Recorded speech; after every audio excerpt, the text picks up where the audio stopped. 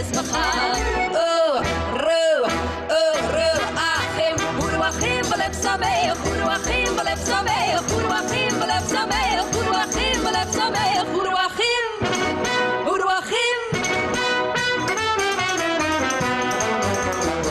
over the valley voices are singing, bells are ringing, dance everyone. So feel free to use the chat box to network and to talk amongst yourselves. As I said, change the drop down to all panelists and attendees. And if you've got a question for the panel, please use the Q&A, and that would be really, really helpful.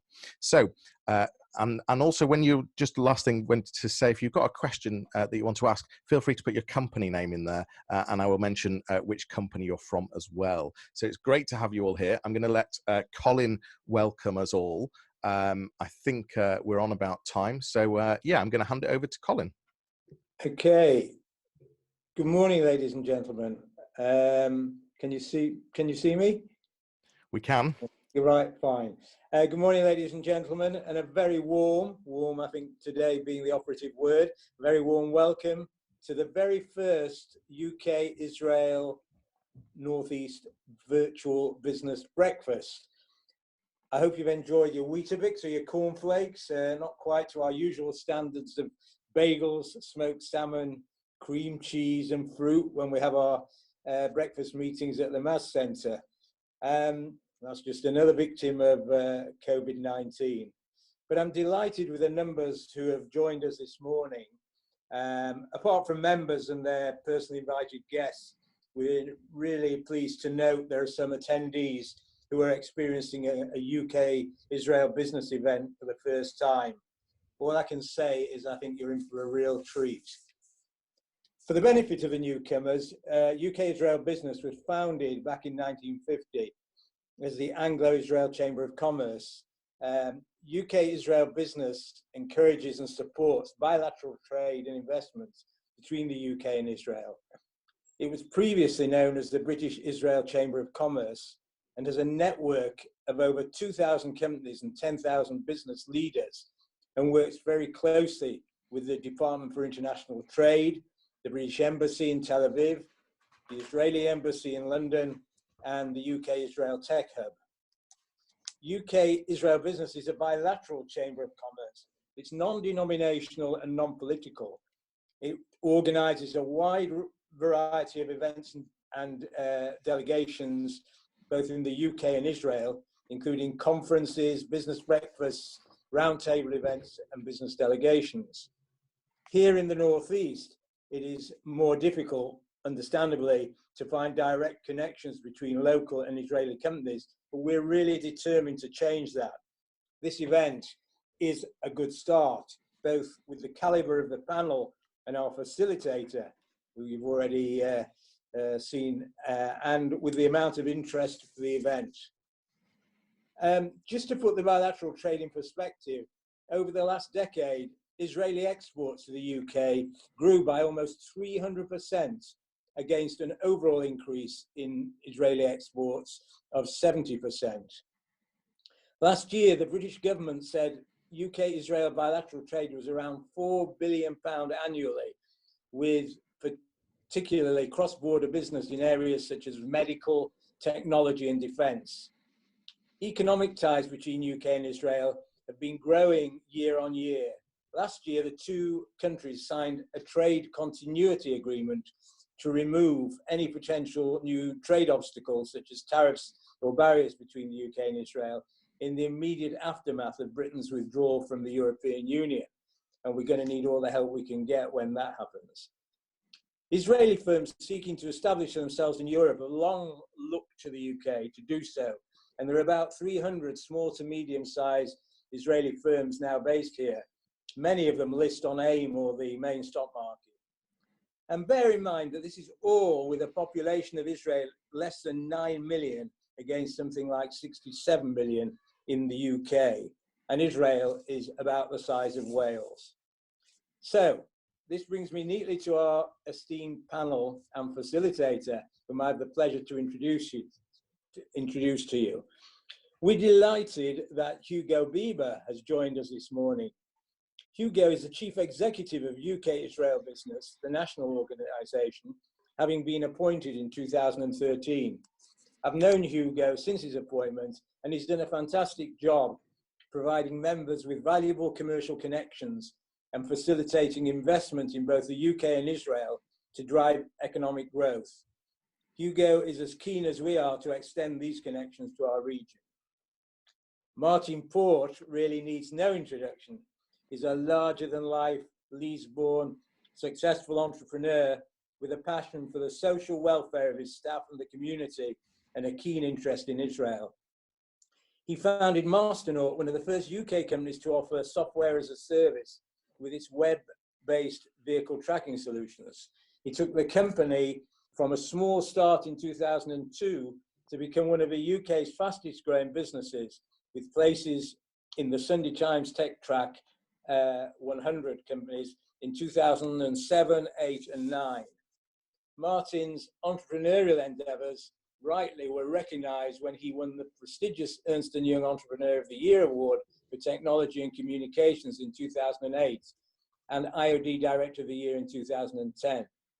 Martin sold Masternaut in 2009 and, not to be deterred, in 2012, age 50, he started BigChange, which has developed technology solutions that improve how businesses manage and monitor their mobile workforces. Last but not least, only because his name begins with Z, is Edward Ziff. Edward is one of the most astute, respected and philanthropic businessmen in Yorkshire and beyond. His late father was legendary. Edward is Executive Chairman and Chief Executive of Town Centre Securities PLC, the publicly quoted company that, amongst other things, owns the Merrion Centre. Edward is Chairman of Leeds Teaching Hospitals Charitable Foundation, Chairman of Leeds Jewish Blind Society, and a former President of Leeds Jewish Welfare Board and Governor at the Grammar School at Leeds.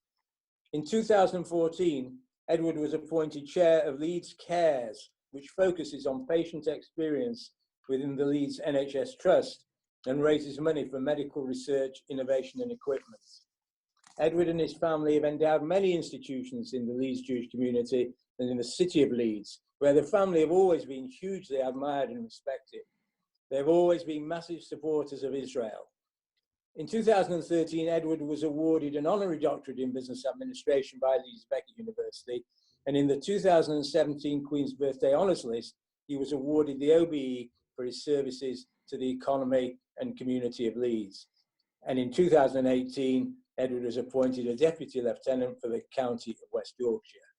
Now, at this point, I must offer our grateful thanks to Town Centre and BigChange for being our main sponsors.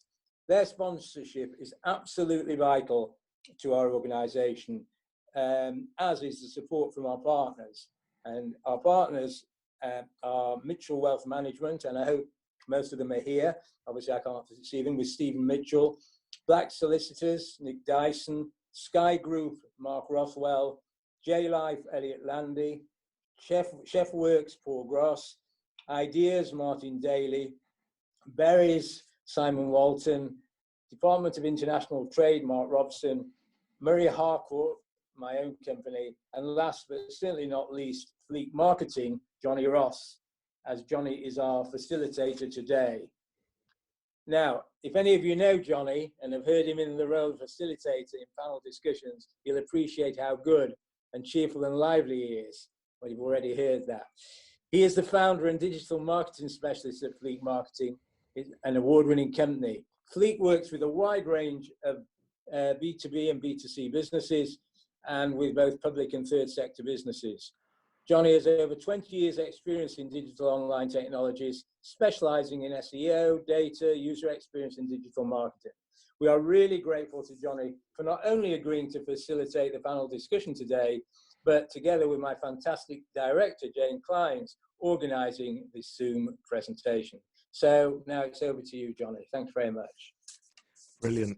Thanks very much, Colin. That's very kind indeed.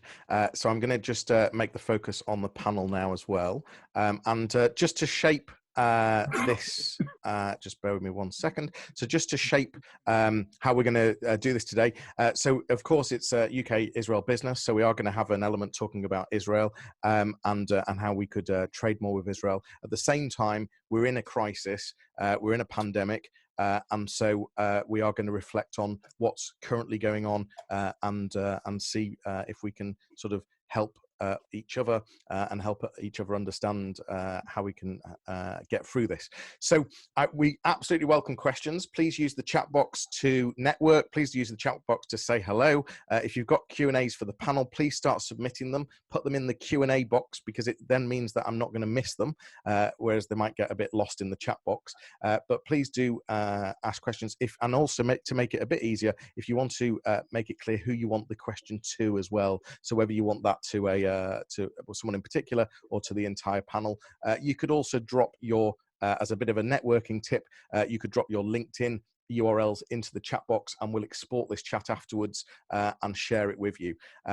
So let's get started. And thank you all for being here. It's brilliant how many attendees we've got, by the way, and it's fabulous that we've got these amazing panelists. So let's make a start. We will start with I think we'll start with Hugo. You're based in London, am I right? You know, how's the crisis affected you and the family over the last couple of months?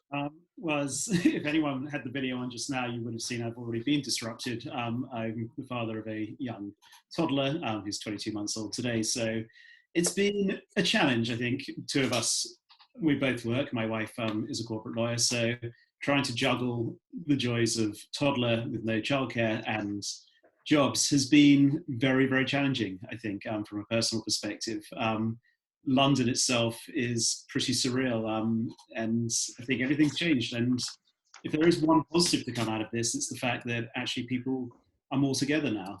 We know our neighbours. We've been living where we've been living for 2 years and never knew our neighbours until now. And suddenly we're friends with a lot of them. We're helping people out with their cardos. Other people are helping us out with things. And it's actually created a sense of community that has never, ever existed. So, you know, whilst it's very, very challenging from many perspectives and from an economic perspective, I don't think the worst has yet begun in London yet. It's also been very good from a social perspective in terms of, communal perspective. Martin, I'll go to you next. So, you know, how's the crisis affected you and the family over the last couple of months? So since obviously obviously I'm vulnerable. I'm 57 and 3 stone overweight, so that's a challenge in itself.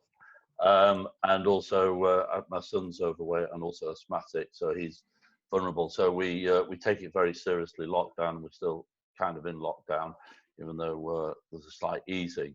But I will have to say that it's the first time in 25 years of being married that I've actually had a chance to sit around the table with the family and have dinner at about 7 p.m. So it's been a revelation for me. I've absolutely loved it. It's been amazing having my kids at home, and we've got 4 businesses going on in the house. We've got Joseph, who's just started up his own t-shirt business. I've got my daughter who works for a Japanese marketing company working in one room, and my son working for KPMG, and then Mandy and I are having screamers in the lounge and dining room doing BigChange. But no, it's all good fun and we're all safe, and it could be a lot worse. And obviously we've got sympathy to everybody that's lost loved ones. Edward, likewise for yourself, how's it been? Fantastic. We've got 2 of our children home, a son-in-law and a little granddaughter, which has been a joy. I think from there, everything else is downhill. Our business is challenging, difficult, worrying. I find it terrifying watching what this disease is doing to not only the Jewish community, the wider community. It's just going through the community like a tsunami, taking people away who, you know, would be good for another 10 years. And then, you know, icons in my life, I'll give as an example, Norman Hunter, you know, just a legend in his own right, a gentleman who I got to know in later years, who, you know, you would have thought as a sort of 75, 76-year-old would have been good probably for another 5 or 10 years normally. He seemed well and healthy. And a whole crowd of people like that are just taken from us. I used to give an elderly lawyer a lift to town if I was passing the bus stop, and he was standing there. He sat as a circuit judge. Just a gentle guy. Probably worked far longer than he should have done. Never retired, and a few weeks ago, part of our community taken away from us. Just tragic. And to die and to have the Jewish religion, I think, is amazing at death. And to not have the support that usually gives must be absolutely appalling. I know there's one or two people on this now who've been bereaved. Just tragic, and my heart goes out to them more than anything else, because that's the most important thing: health and well-being. Yeah, no, absolutely. And let's just focusing on Israel for a moment. Does anyone have any opinions on how Israel have dealt with this pandemic and the crisis? Have any of you seen anything that you sort of think we should have been doing that? Yeah, I'll go first if I may. I think they're very fortunate they've only got one main port, but they went into lockdown quickly and early. Their community is clearly based around a military sort of way of life, but their death rate is 1/20th per million of population than ours is. And I think that the way they, Israel are good at dealing with problems. They face them head on, and the success in which they've dealt with this, I think, has replicated that. Hugo? I would add to what Edward said. I mean, Israel has actually used their assets in the very, very best way to deal with this. They've used technology, they've used their intelligence services to change from hunting terrorists and things like that to actually working out how to track the disease within a community. I mean, it was quite controversial at the time, but they embed methods on the domestic population to trace those that have been in contact with anyone that had been diagnosed with COVID. And they had a much, much more vigorous lockdown much earlier. They were one of the first countries to go on lockdown, and they're already through the other side of the first wave now. So I think I saw a video last night from friends in Tel Aviv. People are out on the streets again. People are gathering. Restaurants are starting to reopen, and I think they're going to reap the benefits of an early lockdown quite already from that perspective. And one of the things was they quarantined as well, all people coming in as well, didn't they? Not just that, but I mean, they at the time under real lockdown, you couldn't leave your more than 100 meters from your house for many, many weeks. And so I think they were very vigorous on that. And where certain communities, there were one or two Haredi areas that weren't respecting the lockdown, they sent the army in to actually enforce that lockdown. So they were not afraid to take harsh measures in order to protect the health of the entire population. And if you look at Israel, think about it, almost every adult in Israel is a potential soldier or reservist, and you can't afford to have a virus like this wipe out the entire population for Israel's own national security. So I think the incentive on them was almost higher than it is for us to tackle it fast. Martin, is there anything that you've seen that how Israel have handled, or as Hugo and Edward covered it all, or is there anything that we've missed? Well, I think it's what you said, that I'm writing a blog this week, so Dear Boris blog, to Boris Johnson, basically saying, why the hell haven't we closed the airports and the borders, and a lot of the airlines are still making money from cargo business. It's absolutely vital that we follow Israel's lead. Even now, Israel, if you want to go back to Israel, you have to nominate. I think they not put you in a hotel for 2 weeks. It's effectively a bit like a prison. They keep you in your rooms. They feed you with 3 meals a day, they take it so seriously. We're just too laid back, and we're kind of saying we're following the sciences, but it's semi-political, and it shouldn't be political. It's like Edward said, it's a military operation, and it's not about who likes it or doesn't like it. It's about making sure we don't have a second wave, because that's the big worry. If they put you in the Academy in Herzliya, that would be certainly like putting you in prison. Edward's favourite hotel. Martin, you're not shy of giving a political opinion, especially as a business leader as well. You brought politics into it just now with mentioning Boris. I was just curious. The advice given in a lot of cases is business leaders should steer clear of politics. You're not quite on that fence. Where do you where do you sit with this? Is it important to show your political beliefs to your employees and etc.?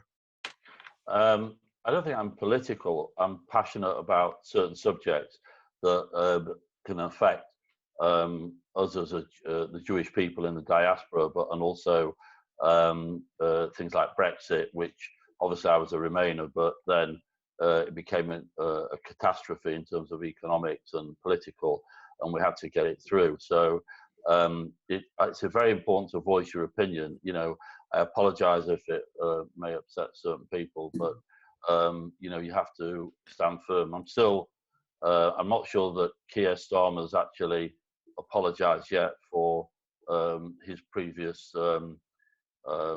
shadow cabinet behaviour, and he was part of that. I know I got a letter from Gideon Foster at the Fight Against Anti-Semitism, asking for an apology and what his point of view is. So it'd be interesting to see how he replies, but I'm definitely not political. I'm not clever enough. I think your viewpoints and sharing them are very commendable, actually. And I think as a business leader, it's quite, it's quite a ballsy move, and I think it's right to go with your passion. Marshall Freeze has asked a question, following on from our comments around Israel constantly on alert, and we'll have situations like this prepared for well in advance. Does the panel believe the British public would have adhered to a similar lockdown process here in the UK? Edward, your thoughts on that? No, I don't think the British public would. The British public doesn't. Hugo, anything to add? Well, I mean, ironically, the Israelis are probably the last people to obey any rules and see a rule as something to work out a way to break. So I think it's a miracle that Israel actually did adhere to these rules, and on the whole, in the first place, from a British perspective, I think that, I mean, from my personal experience walking around the streets where I live, I would say that the younger people did not care and did not adhere to it, and anyone else did. You know, I think in the early days of lockdown, going on walks, younger people would not care about keeping a distance on the pavement, whereas older people, everyone would get as far away as they could. So I think that sectors of the British public certainly would have adhered to it, but from a population as a whole, I don't think so. Martin, would we have adhered to it? I think the British public can be programmed. You've seen that this time. You know, in terms of lockdown, you've seen it the past, where you get this wave of emotion, like Princess Diana passing away. You know, people we can act like one team, and we did so in wartime. So I definitely think that people are sticking to it. I think it's harder for the younger people. That's the challenge. You know, the young people want to get out there and enjoy life more than maybe our age group.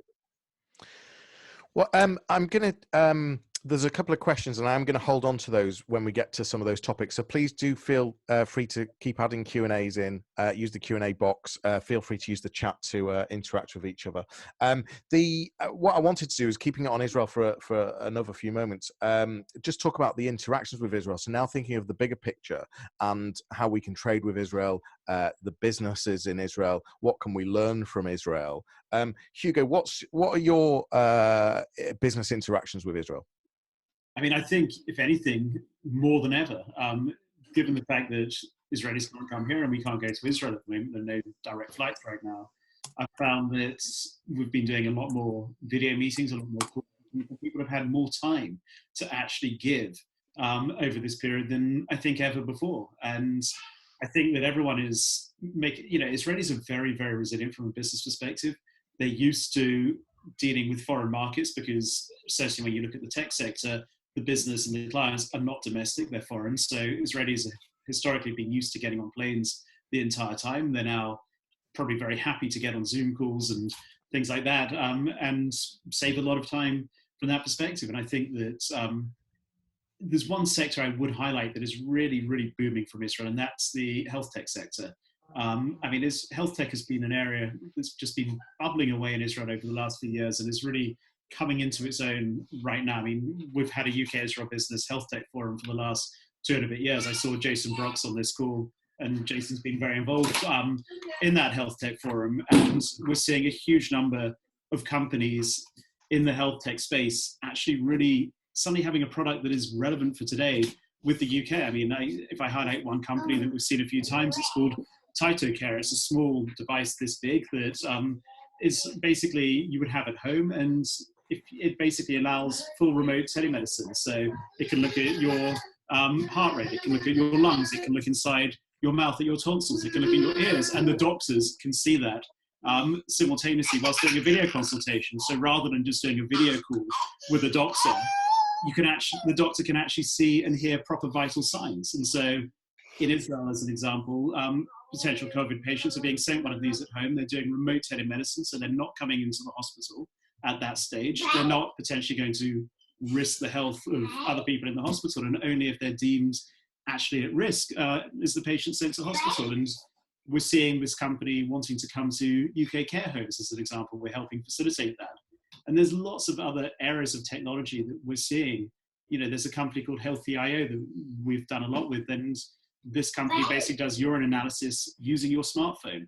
In the old, now, when you can't go to the hospital to drop off your urine as you're, say, a dialysis patient, this enables you to do it at home. It's a better process. This company has taken years to get into the NHS. They've done successful trials in a few places, and they're now actually suddenly accelerating like crazy because hospitals want to keep people away as much as they can. So I think there's huge opportunities and much, much more scope than ever before for things to really happen between the UK and Israel, and we're certainly facilitating that from our perspective.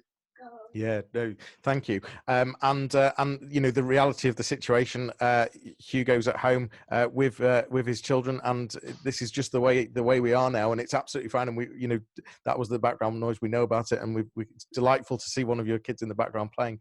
But Jason was just saying that the TytoCare is currently being trialled by Bradford Hospital as well. So, you know, clearly having some impact. Martin, you're in a tech business. I'm going to talk to you about digitalisation a bit later on. But you know, I can only imagine that seeing how innovative Israel is in tech, you must have some interaction with them. What's the interaction you have with Israel? Well, I think if we don't, we do, if you know what I mean, because there's so much tech that's Israeli that's under the hood. But yeah, we're constantly talking. We actually do work with some great people who help us with SEO and digital marketing. So we have some good relations, but really they're leading the way. And you know, it's the Silicon Valley of not just the Middle East, but the rest of the world apart from Silicon Valley. I think what Israel can do from nothing is quite amazing. I watched a program on the Negev and how people have gone into the Negev and created agricultural businesses from nothing. And it's quite incredible. That's on YouTube if anybody wants to watch. But seriously, they can make something out of nothing, which is quite amazing.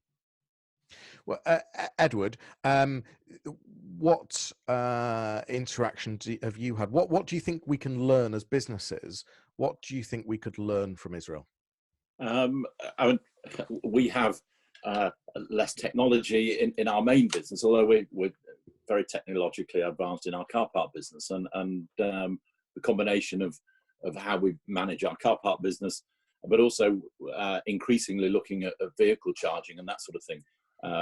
There are one or two companies in Israel who are amazing at this sort of stuff, and the thing that I'm always amazed about is in Israel they sort of start with nothing and have a determination to achieve something, and that pervades all walks of life, not only technology, but the way in which and I've spoken about this at previous events, where I think a lot of it is to do with the army and how people are sort of schooled in the way that they're brought through not only childhood and schooling, but adolescence and young adulthood. They have an amazing can-do attitude, and that combined with the disciplines they learn in the army, just gives them such a huge advantage to get on and become successful. I want to talk to you about your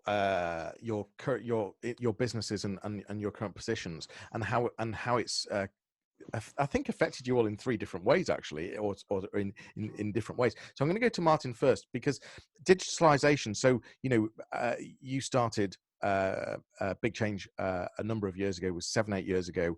I assume that at the beginning, so you're all about digitalising businesses, giving them tools and resources to move away from paper, I guess, in essence.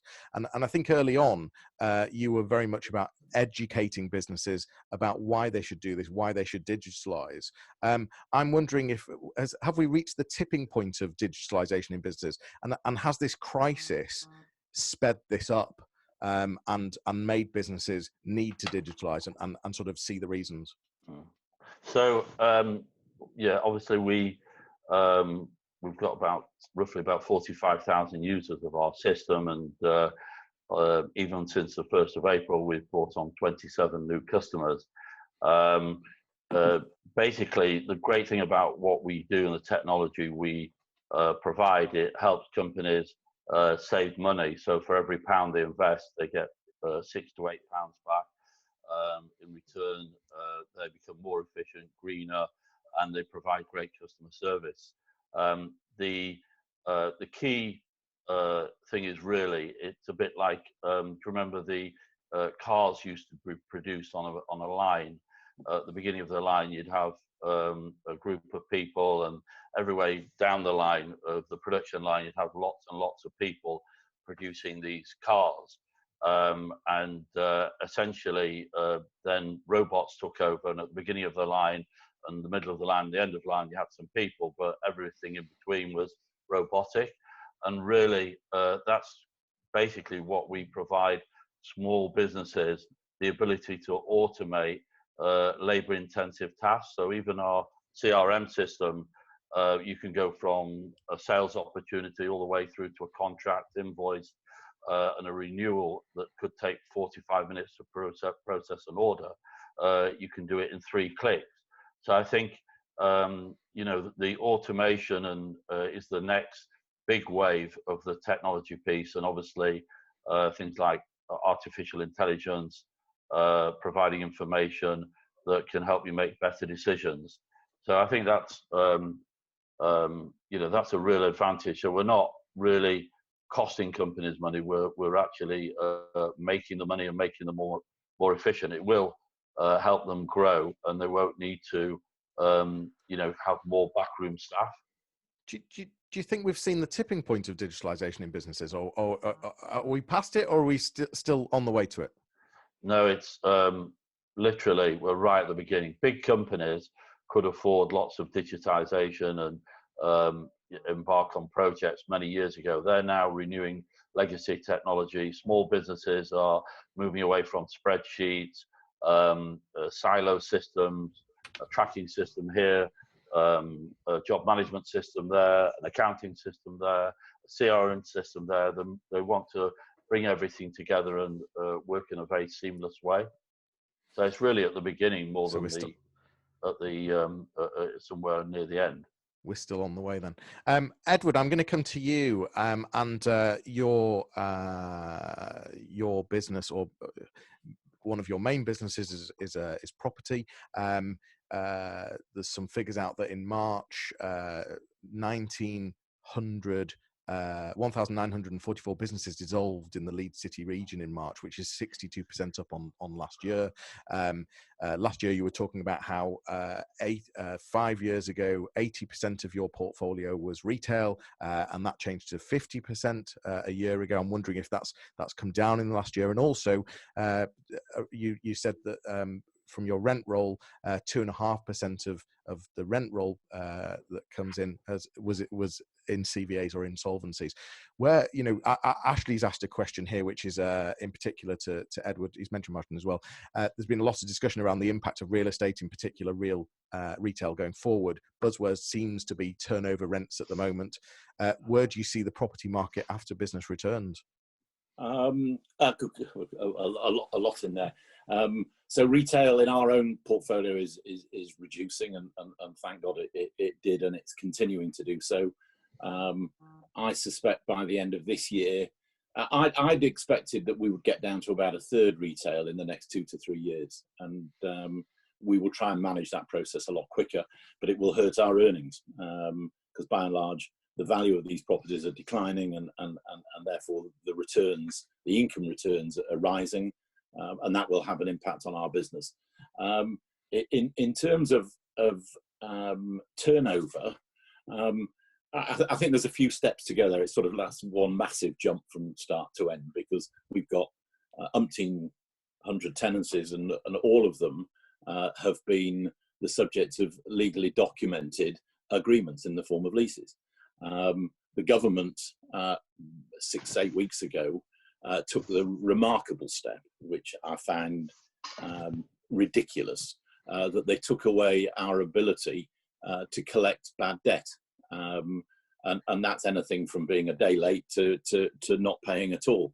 And in doing so, they allowed all companies, big and small, off the hook. So suddenly there is no regard for a legal documented agreement between two parties, which puts us in a ridiculous position of being unable to collect our income. Our banks, they haven't come to a similar arrangement with bankers and institutions who provide finance for these things, so we're marooned. Philip Green some years ago set about demonising landlords in the form of fat cats, cigar chewing, overweight, sort of wealthy people. And that might be true in part. I certainly don't smoke cigars. My father used to, actually. But where we've got to is everybody now is doing as they wish. And I was reading something, some of the older people on this may remember a financier called Jim Slater. So a sort of reincarnation of Jim Slater's investment house exists today, and Slater Investment Management is a growing, sizable investment manager based in London. And one of their senior fund managers has come out and said was, effectively, they've created a banana republic here, the government, and without it, we're really stuck. So we've got companies, big and small, some remarkable stories where people haven't got money to pay rent. They're getting their new loans and grants and whatever, and they're paying as quickly as they can because they want to just get on. And then we've got big companies and some usual suspects, you can imagine, who just won't answer the call. And bizarrely, I mean, a company like M&S, who historically were a company who had fantastic reputation, they had fantastic ethics, their desire to look after their workforce was second to none. You know, they're not even answering the phone. They're not even answering the phone. Boots the chemist, JD Sport. JD Sport is a significantly Jewish-owned company, just categorically refusing to answer the phone. They're in the top 100 companies on the FTSE, and they have no regard for the legal documentation that they have entered into willingly. No one held a gun to their heads, and we're supposed to deal with that. Remarkably, actually, Mike Ashley, who's portrayed as a bully boy, actually, we found him quite reasonable to deal with. He said, well, can I pay half rent for now? You know, which actually as a starting point for sharing pain is very difficult to argue against. So these are the challenges. I'd like to think we are open to all sorts of discussions, and big and small will come to arrangements where we can. We've obviously got to look after ourselves, but it's hugely challenging. It certainly sounds it. When do you think we'll see Leeds City Centre get back to, will we see Leeds City Centre get back to normal, as in shopping and retail? And do you think we will see that? Yes, I think we will. I think it'll change a bit, but it always changes, you know. And when you think back and you look at some old photographs of Leeds, there was no pedestrianisation in the city. You know, that was a change. The advent of the shopping centre was something that happened post-war in the 1950s and 60s, and they became sophisticated places. Now those places are really hurting because they're all closed. But it will come back. I know, here am I sitting in my office at home.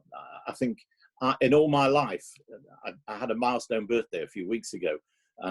For the Merrion Centre was built in 1964, opened in 1964. In all of my life, I don't think I have gone 8 weeks, 9 weeks without going into Leeds City Centre.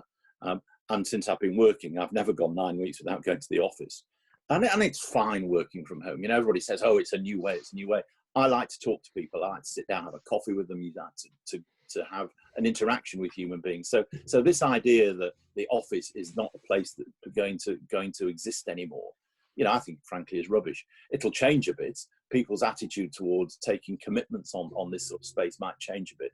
In answer to your question about shopping, shopping is an essential part of the social fabric of this country, and it will happen again. Yes, people can do it online and it makes it easier, but online penetration, and Britain is one of the biggest in the world in terms of where we've got to. It's not at half yet. It's probably around a third in terms of its penetration. And there's certain aspects which it's probably higher than that, and there's certain trades that are easier to do online. But there's still 3/4 of that business that needs to be done in the high street, which means it'll be a busy place again. Hugo, I'm going to come to you. You're chief exec of UK Israel business, and a lot of what you do is around events. We're not really hosting many offline events at the moment. I'm sort of hoping that Leeds are leading the way and showing you today how we could do some virtual events, although I'm sure you're already doing it. But what are your thoughts on the event industry? How long is this going to last? How are you going to change things? I believe that your answer is ice. Am I right?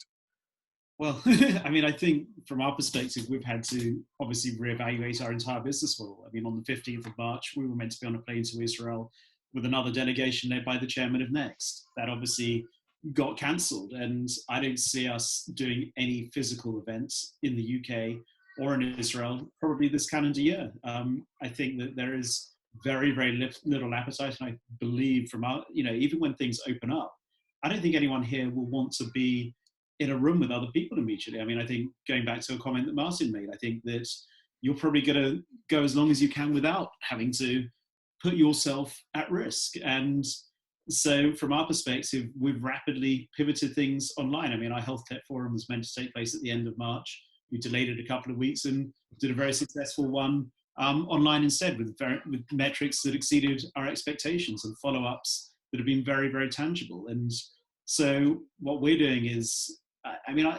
our general thesis now with events is focus. It's quality over quantity. It's getting 10 or 15 of really appropriate people around a virtual meeting, as opposed to 50, 100 people from all walks of life for a topic. So we're very much around focus now. We're doing an AI event in a couple of weeks' time, as an example. And we're speaking to a number of large corporates. And I think this is where actually our business model comes into its own. We have the most extensive networks across Israel. I mean, as Martin and Edward have seen, I mean, they've sat with some of the best leaders in business in Israel on our delegations, and we have access to those people. And there's a lot of UK companies that don't have access to them. And I'm talking about household names, FTSE 100 companies. We're speaking with the supermarket that every single person on this call has probably shopped at. As an example, these people are suddenly having to look at technology in new ways. And when I say technology, I'm talking about everything from supply chain and logistics to tracking, to AI, to cybersecurity, all these different areas. I mean, if you look at cyber as an example, we're all working from home now. That has a whole load of different inherent cyber risks to when everyone's in an office on the same computer network, as an example. So there's obviously Israeli companies that have the most cutting edge solutions for that. So we're starting to work on a much more bespoke level, engaging with small teams within the large corporates, whether that's at a boardroom level or at an innovation team level, to help them really understand what's going on in Israel, listen to some of the key thinkers in Israel in terms of the world we're going to be living in, because in our view, we're not going back to February and the world we used to live in then. We're going to re-enter, when we come out of this, it will be an entirely different world.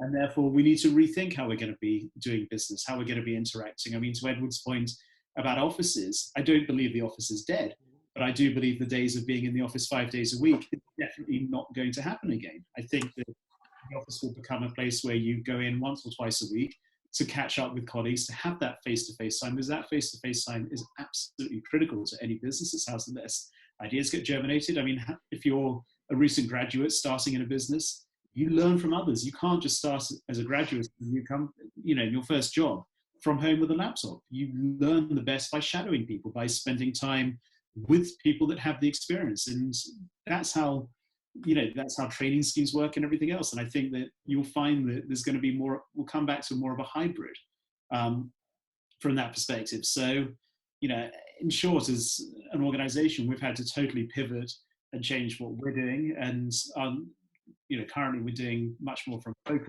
perspective, really getting the right people from the UK in front of the right people in Israel and utilizing our networks in both countries. And so just to remind everyone, we're just over halfway on our panel. Fantastic conversation so far. Please do feel free to ask questions. I will bring them up.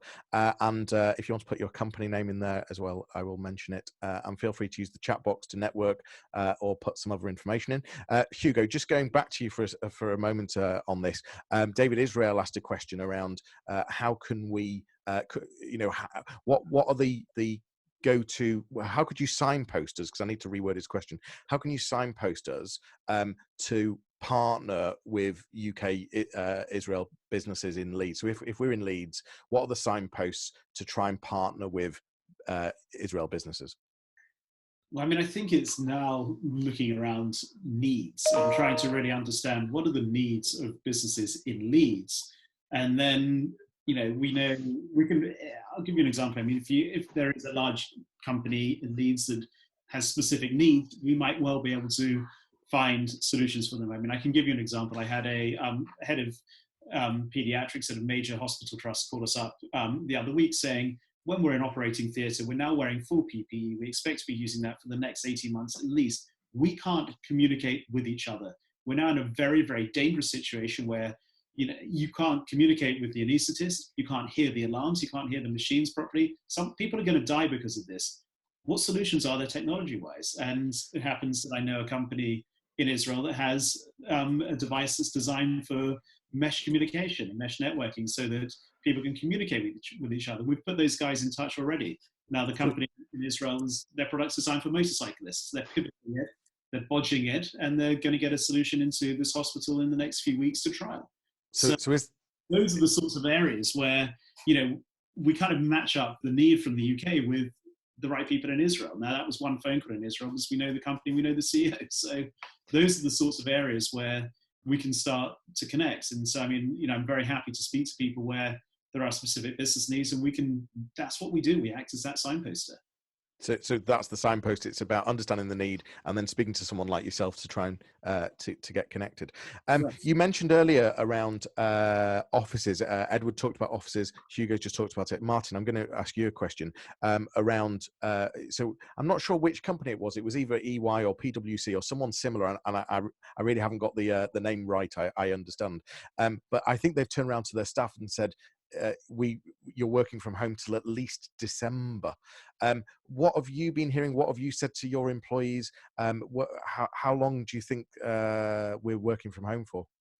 Okay, so first of all, listening to Edward speak, I really feel for Edward and feel that even though maybe we're selling technology and we see things are bright, our customers, key customers are restaurants.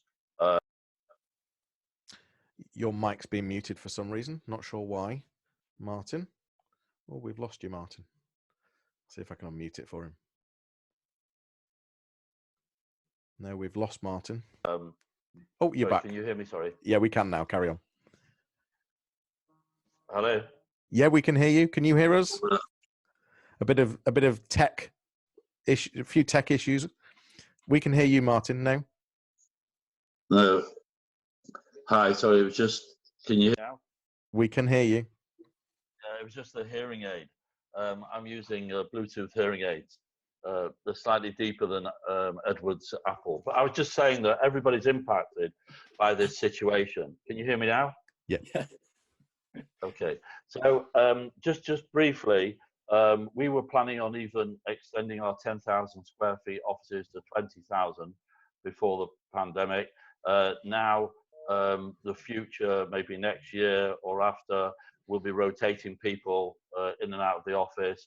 And really, the office will be more of, like everyone's talked about, a congregation point for people to keep that social interaction, and also for our customers to visit. But we're long away from having customers, visitors. Also, I think it's important that that interaction with your team. We have kind of a work council. We call it the Big Voice, and every week I have a sounding board meeting with them. There's about a group of about 8 or 10 people from the shop floor, and it gives me the opportunity to talk to people, because when I normally go to work, I don't just go and sit at my desk. I walk around the whole company and peer over people's shoulder and interact with people and talk to people and find out what's going on. And I miss that interaction with people. So I've got this Works Council called the Big Voice, who I interact with weekly. But I think, where I was planning to take a brand new more offices, another 10,000 square feet. Now it's more about maybe I'll renegotiate a longer term with my, maybe that's an opportunity for some of Edward's clients to use this opportunity to, maybe tie into longer leases. But there's 3 million, commercial properties in the UK, 30 million homes. So there's a hell of a lot of property out there. And obviously, we're still going to be using property, and we're still going to need places to live. So it's not the end, but there will be a downturn. I fear for people, the lower income, the people that are going to lose jobs. I fear for people that are not going to see salary rises like 2008. Poverty is going to be the biggest worry going forward. Edward, have you given a date on when return might be likely? I assume people are working from home for you? We're working very satisfactorily from home. I think that we're going to try and sort of do a third. We've done quite a lot of work around what our office will take without breaking social distancing regulations. When do I think it'll happen? I think it might start to happen quite soon. When will it start to effectively happen and life come back to some sort of normality? I think it's going to be the autumn, frankly. Okay. And in answer to an earlier point, actually, I think that I get that feeling of vulnerability, and I feel it myself when I'm out and about and see a lot of people. But it's amazing how resilient the human person is. And I think you soon forget, and it's a habit thing. So I think once we get into the habit of unlocking ourselves, it will happen naturally. Going back to an earlier point about retail, Simon Williams is potentially challenging you, saying that internet sales have rocketed in internet penetration. We've also all been forced to buy online. Some of us who have never shopped online, I have a lot, but some of us who haven't or done supermarket shops online are now doing it online. Do you think that's going to have a bigger impact on the high street? Right now, the internet's penetrating nearly 100% because all the shops are closed. I was talking immediately before lockdown. I think that there's a lot of stuff that people will be doing differently. And yeah, great. The retail world is not closed. Some of these retailers might have you believe that it's closed, which is why they're not answering the phone. But the retail world is not closed. There's a lot of business being done online. Absolutely. Yeah. Okay. Jason Brock makes a very fair point. So there's a lot of focus on the short-term crisis management at the moment. The question to all of us might start with Hugo. Where do the panel think the opportunities will be in a recovery phase, maybe in the sort of next 1 to 2 years' time? So a bit of more of a longer-term focus. Any thoughts on that, Hugo? Gosh, thanks, Jason, for a pretty detailed question. I mean, I think that's a starting point. I was on a call last week with the chairman of McKinsey, or managing partner of McKinsey, and one of the things he said is that executive teams now need to start splitting themselves between firefighting today versus working out what tomorrow is going to be. And I don't think the answers are there yet for where the opportunities are. I mean, but I do certainly think, if you think about the whole supply chain area, that is being changed like crazy. I think that we're going to start to see things being reshored. The idea of just-in-time delivery when things are shipped from all over the world isn't necessarily going to be quite as effective now, because I think that we're about to enter a bit of a trade war, as an example, or not necessarily a trade war, but I think the trade relationship with countries like China is going to be fundamentally different as we start to come out of this. There might be a propensity for the West not to allow China to continue to hold that economic lead that they have, as an example. So I think we're going to see a real shift in geopolitics, and from that, we're going to see a shift in supply chains, a shift in where things are coming from. And in terms of the opportunities, I'm not sure if I don't feel qualified to signpost exactly where I think those opportunities are, but I think that there will definitely be opportunities as businesses change, as businesses reshape, and as we move forward in a very different way, from everything from supply chains to retail, logistics, all these areas. Martin, I'm going to move on to another topic very shortly. So just a short answer, if you have one. Any thoughts on recovery phase for the next 1 or 2 years, the opportunities? Okay, so I can't forecast beyond December. I run a cash flow on an Excel spreadsheet that works daily and weekly, working with pessimistic sales numbers. I think 2008, we've got as a good example.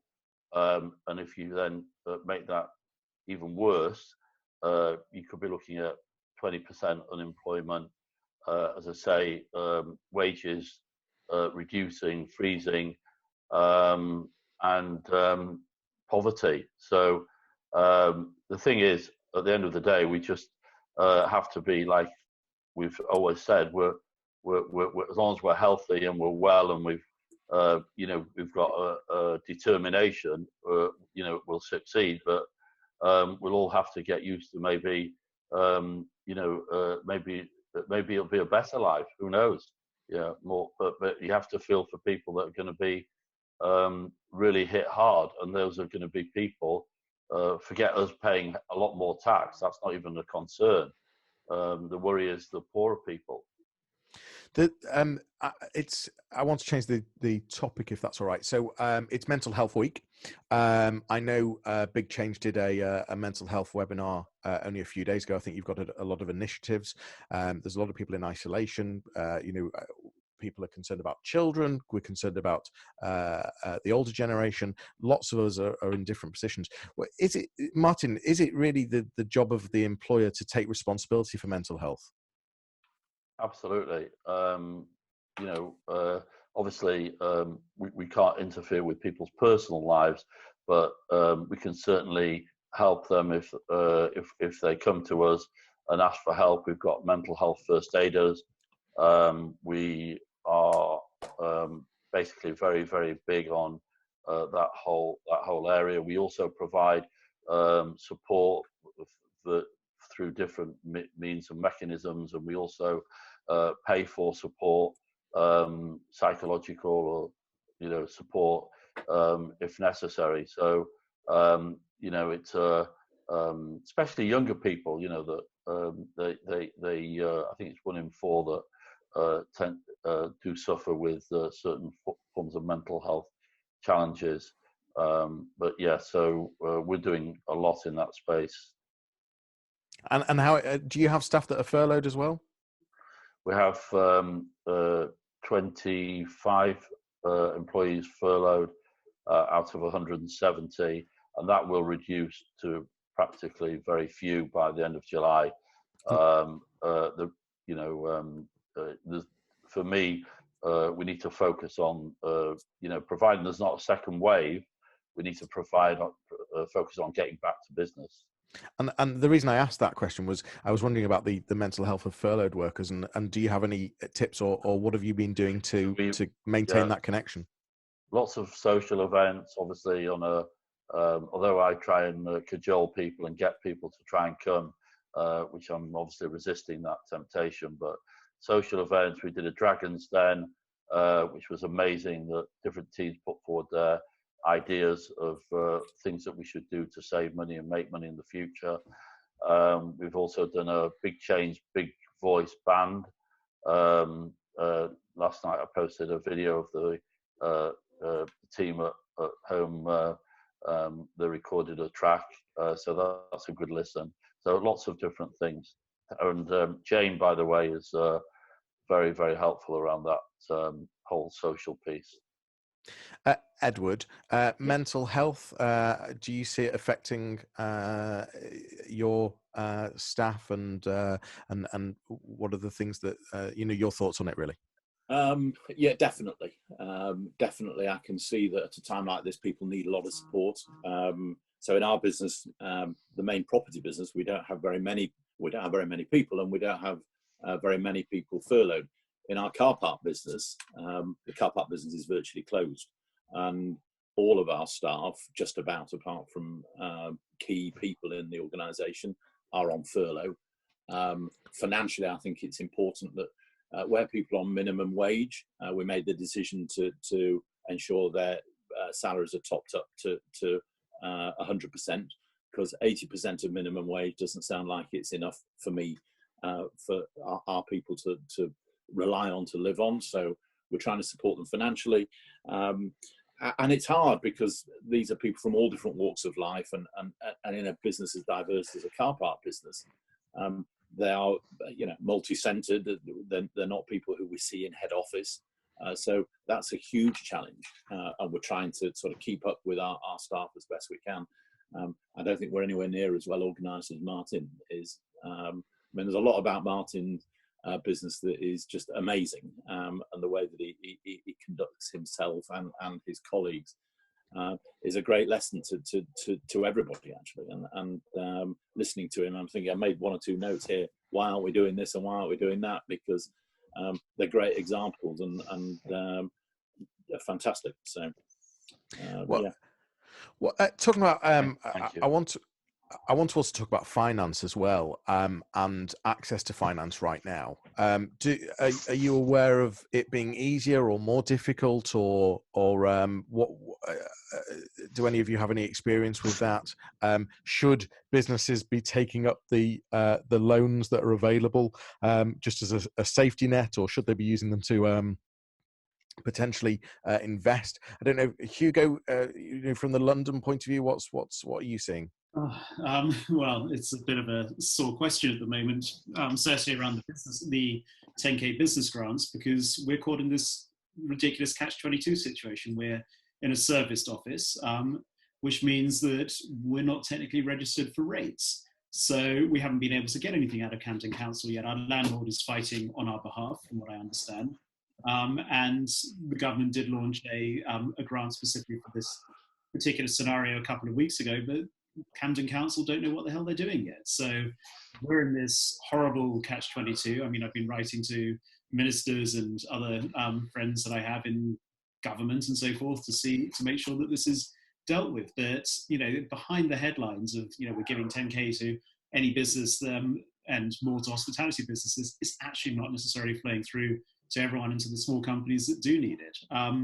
In terms of the actual, we can talk about the bounce back loans. I think it's something the UK Israel business will probably take. It's basically zero interest for the first year and then 2.5% after that. So it's a low cost way of getting a bit of extra capital in, or cash in, to help deal with, not being able to bring in money from normal commercial activities when your business model's just turned overnight. So I think that to us, it makes sense to take it, and we probably will.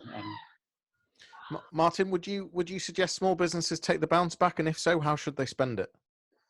So in 2008, obviously, I experienced the whole banking crisis. I owed a bank £6 million, and after going through that whole process and paying the money back, I'll never do it again. So thank God we don't have any bank borrowings, and we're fine. But I think if people have their livelihoods at stake, and they need to borrow to keep their business going, which will probably be more important to keep them into a job, they must try and take a loan, providing the business is viable. If it's not viable, then they're just going to have more debt on top of their current debt. So that is a big risk. And also, I wouldn't suggest to anybody to sign up with a personal guarantee, because that would just be the worst thing you could do. Edward, is it easy to get finance right now? So from a bigger business perspective, there is no sign at the moment that this is a credit crisis. I think it could become one, because you need to bear in mind, I think there are only 7 banks in London that the Bank of England govern. So there's a whole lot that they don't govern. So from a big business perspective, finance still seems to be readily available, and the pricing of debt doesn't seem to have changed materially. I would advise any business who are either running short on cash or think they will run short on cash to make sure they take whatever facilities are available to them, with the one proviso, as Martin said, only give guarantees that you know you can, and you are certain that you can perform on, and personal guarantees are not included in that. And businesses go out of business predominantly not because of mismanagement, maybe a bit, but certainly not necessarily fraud. The biggest cause of businesses going out of business is they run out of cash, and that must be the number one thing that's important, that you manage your cash resources effectively and very conservatively at a time like this. Hugo, I'm going to ask you a question which you've got 30 seconds to answer. We're getting towards the end, and I've just got a couple of things I want to fit in. But Mark Horner's got a question around what do Israel actually view of the British when it comes to actually wanting to work with them? How do they view us? I think generally quite well, and I mean certainly we see a lot of Israeli businesses wanting to do business in the UK, and we see some British businesses wanting to do business in Israel. But I think if you're a UK export company, with all due respect, it's a still very diversified economy, and it's probably not going to be the top foreign market. Thank you very much. I'm going to put you all on the spot here. I'm going to ask you for sort of just a really quick top tip on being entrepreneurial. Is it something that you can learn? Is it something that comes naturally? What do you put your successes down to? If you could give a top tip or 2 or 3 words, what would be the key thing to be successful or to be entrepreneurial? What would you focus on, Edward? I'm no entrepreneur. I'm a property investor. They don't come any less entrepreneurial than that. So I'm not sure I'm able to. I think the thing you need to be is flexible. Be flexible and think about all the possibilities and try and deal with them. Deal with them quickly as well. Don't hang about. Hugo, what would you do? 2 things. First of all, I'd do what Martin does and look at Martin as a case study. Second of all, and I mean really this is my learnings from Israeli entrepreneurs, I think, is being open to risks and being quick to realize when something's gone wrong and not afraid to change, and also being very happy to own up to failure and learn from your mistakes, and see failure as a badge of success, actually, not as failure. And finally, to finish, Martin, what would you say? So you need to have a vision. You need to be absolutely hardworking. Work as many hours as you can. Obviously, take time off for the Shabbat, Sabbath. You need to build a great team of talent. I know Leslie Silver, God rest his soul, said, "I'm not such a great businessman, but I'm great at recruiting great people." And then also you need to keep learning. You make mistakes. You need to learn from your mistakes, and also have good people with you. I've got a great non-exec, Martin Lee, and also a great team. So there's no shame to ask people advice or ideas and bounce ideas off. Brilliant. You've been absolutely amazing. This has been a fantastic conversation. I've really enjoyed it. I hope you have as well. And it's been brilliant to try and normalise a lot of this and really get to the bottom of it. What I'd like to, Colin's going to come in just a second. I'm going to just put a quick poll up for everyone. It's you can be anonymous. I'm not going to share these results, so your name won't be seen. But it'll be just good to get what you think of. How would you rate the event today? So excellent, good, average, poor, or very poor. Hopefully not very poor. If you just want to click a button whilst it's on the screen, that would be brilliant. Just give you a few seconds, and then we're going to bring Colin back in to give a vote of thanks. And thank you all for spending the time with us today. I'm going to just give it a few more seconds. 80% of you have voted. If we can just get maybe 5 or 10% more, I'll give you 3 seconds. Can I just say, Jonny, that it's been great to see Hugo and Edward and yourself. I want to say a big thank you to yourself and Jane. You're both amazing in organising the event, and you're a great facilitator. I didn't really knew you had that in your armoury, so I'll definitely bear that in mind in the future. That's really, really kind. Thanks for the call. Thank you very much, all of you. Thank you. I'm going to bring Colin in. Colin, we just need your microphone unmuted. Okay, well, Martin sort of stole my thunder to some extent, but I think you'll agree, everybody, that it's been a fantastic, most interesting panel discussion and covering a range of current topics. Our thanks go to Hugo, Martin and Edward for providing a really open and frank answers to the questions. And obviously a huge thanks to Jonny for his expert handling of the panelists and his expertise in dealing with the technicalities of a Zoom presentation, which have not, which always provide challenges. Thanks again to Jane, my fantastic director, whose idea it was in the first place, and as always has ensured everything has gone smoothly. We intend, hopefully, to have another virtual breakfast in June with Shahar Fiegelman of Selfit Medical of Tel Aviv. Selfit is an Israeli digital therapy startup who have just joined a £900,000 wellbeing accelerator run by Sheffield Hallam University. So it is on our doorstep. So that is really good news. And it focuses on solutions to help aging populations. So we're looking forward to that. Other things to make a note of is Mark Regev, the Israeli ambassador, is speaking to the, I think it's a Leeds Jewish community at 12 o'clock today. I'm not sure who's got the links, but I'm sure if you email Jane, she can provide these. BigChange are holding a